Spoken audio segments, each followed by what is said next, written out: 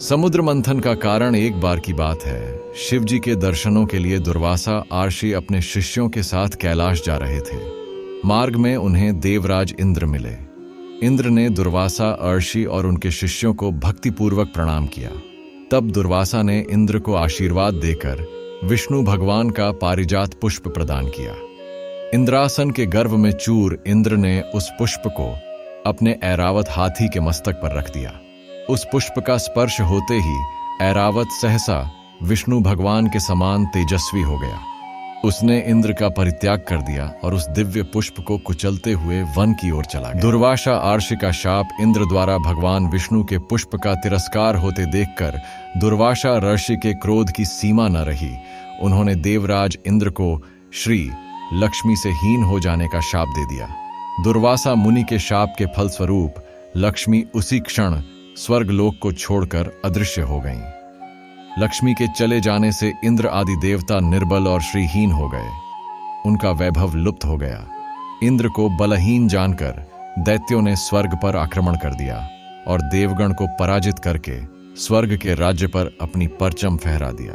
तब इंद्रदेव गुरु बृहस्पति और अन्य देवताओं के साथ ब्रह्मा जी की सभा में उपस्थित हुए। तब ब्रह्मा जी बोले, देवेंद्र, भगवान विष्णु के भोगरूपी पुष्प का अपमान करने के कारण रुष्ट होकर भगवती लक्ष्मी तुम्हारे पास से चली गई हैं। उन्हें पुनः प्रसन्न करने के लिए तुम भगवान नारायण की कृपा दृष्टि प्राप्त करो। उनके आशीर्वाद से तुम्हें खोया वैभव पुनः मिल जाएगा। इस प्रकार ब्रह्मा जी ने इंद्र को आश्वस्त किया और उन्हें लेकर भगवान विष्णु की शरण में पहुंचे। वहां पर ब्रह्म भगवान विष्णु भगवती लक्ष्मी के साथ विराजमान थे। देवगण भगवान विष्णु की स्तुति करते हुए बोले, भगवान, आपके श्री चरणों में हमारा बारंबार प्रणाम।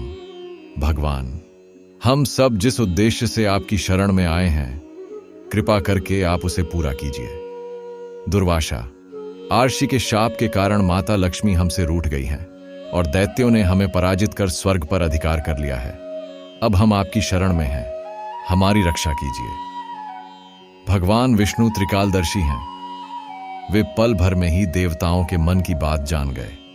तब वे देवगण से बोले, देवगण, मेरी बात ध्यानपूर्वक सुने, क्योंकि केवल यही तुम्हारे कल्याण का उपाय है। दैत्यों पर इस समय काल की विशेष कृपा है, इसलिए जब तक तुम्हारे उत्कर्ष और दैत्यों के पतन का समय नहीं आता, तब तक तुम उनसे संधि कर लो। क्षीर सागर के गर्भ में अनेक दिव्य पदार्थों के साथ साथ अमृत भी छिपा है। उसे पीने वाले के सामने मृत्यु भी पराजित हो जाती है। इसके लिए तुम्हें समुद्र मंथन करना होगा। यह कार्य अत्यंत दुष्कर है, अतः इस कार्य में दैत्यों से सहायता लो। कूटनीति भी यही कहती है कि आवश्यकता पड़ने पर शत्रुओं को भी मित्र बना लेना चाहिए। तत्पश्चात अमृत पीकर अमर हो जाओ, तब दुष्ट दैत्य भी तुम्हारा अहित नहीं कर सकेंगे। देवगण, वे जो शर्त रखें उसे स्वाकीर कर लें। यह बात याद रखें कि शांति से सभी कार्य बन जाते हैं, क्रोध करने से कुछ नहीं होता। भगवान विष्णु के परामर्श के अनुसार इंद्रादि देवगण दैत्यराज बलि के पास संधि का प्रस्ताव लेकर गए और उन्हें अमृत के बारे में बताकर समुद्र मंथन के लिए तैयार कर लिया। समुद्र मंथन कथा इसी समय मेघ के समान गंभीर स्वर में आकाशवाणी हुई। देवताओं और दैत्यों, तुम क्षीर समुद्र का मंथन करो। इस कार्य में तुम्हारे बल की वृद्धि होगी, इसमें तनिक भी संदेह नहीं है। मंदराचल को मथानी और वासुकी नाग को रस्सी बनाओ। फिर देवता और दैत्य मिलकर मंथन आरंभ करो। यह आकाशवाणी सुनकर सहस्त्रों दैत्य और देवता समुद्र मंथन के लिए उद्यत हो सुवर्ण के सदृश कांतिमान मंदराचल के समीप गए। वह पर्वत सीधा, गोलाकार, बहुत मोटा और अत्यंत प्रकाशमान था। अनेक प्रकार के रत्न उसकी शोभा बढ़ा रहे थे। चंदन, पारिजात, नागकेशर, जायफल और चंपा आदि भांति भांति के वृक्षों से वह हरा भरा दिखाई देता था। उस महान पर्वत को देखकर संपूर्ण देवताओं ने हाथ जोड़कर कहा, दूसरों का उपकार करने वाले महाशैल मंदराचल, हम सब देवता तुमसे कुछ निवेदन करने के लिए यहाँ आए हैं, उसे तुम सुनो। उनके यों कहने पर मंदराचल ने देहधारी पुरुष के रूप में प्रकट होकर कहा, देवगण, आप सब लोग मेरे पास किस कार्य से आए हैं, उसे बताइए। तब इंद्र ने मधुर वाणी में कहा, मंदराचल, तुम हमारे साथ रहकर एक कार्य में सहायक बनो। हम समुद्र को मथकर उससे अमृत निकालना चाहते हैं। इस कार्य के लिए तुम मथानी बन जाओ।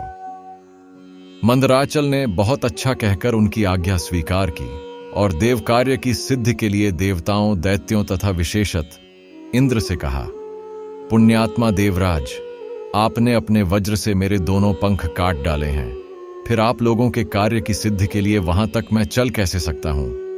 तब संपूर्ण देवताओं और दैत्यों ने उस अनुपम पर्वत को क्षीर समुद्र तक ले जाने की इच्छा से उखाड़ लिया, परंतु वे उसे धारण करने में समर्थ न हो सके। वह महान पर्वत उसी समय देवताओं और दैत्यों के ऊपर गिर पड़ा। कई कुचले गए, कई मर गए, कई मूर्छित हो गए, कई एक दूसरे को कोसने और चिल्लाने लगे तथा कुछ लोगों ने बड़े क्लेश का अनुभव किया। इस प्रकार उनका उद्यम और उत्साह भंग हो गया। वे देवता और दानव सचेत होने पर जगदीश्वर भगवान विष्णु की स्तुति करने लगे। शरणागत वत्सल महाविष्णु, हमारी रक्षा कीजिए, रक्षा कीजिए। आपने ही इस संपूर्ण चराचर जगत को व्याप्त कर रखा है। उस समय देवताओं का कार्य सिद्ध करने के लिए गरुड़ की पीठ पर बैठे हुए भगवान विष्णु सहसा वहां प्रकट हो गए। वे सबको अभय देने वाले हैं। उन्होंने देवताओं और दैत्यों की ओर दृष्टिपात करके खेल खेल में ही उस महान पर्वत को उठाकर गरुड़ की पीठ पर रख लिया। फिर वे देवताओं और दैत्यों को क्षीर समुद्र के उत्तर तट पर ले गए और पर्वत श्रेष्ठ मंदराचल को समुद्र में डालकर तुरंत वहां से चल दिए। तदनंतर सब देवता दैत्यों को साथ लेकर वासुकी नाग के समीप गए और उनसे भी अपनी प्रार्थना स्वीकार कराई। इस प्रकार मंदराचल को मथानी और वासुकी नाग को रस्सी बनाकर देवताओं और दैत्यों ने क्षीर समुद्र का मंथन आरंभ किया। इतने में ही वह पर्वत समुद्र में डूबकर रसातल को जा पहुंचा।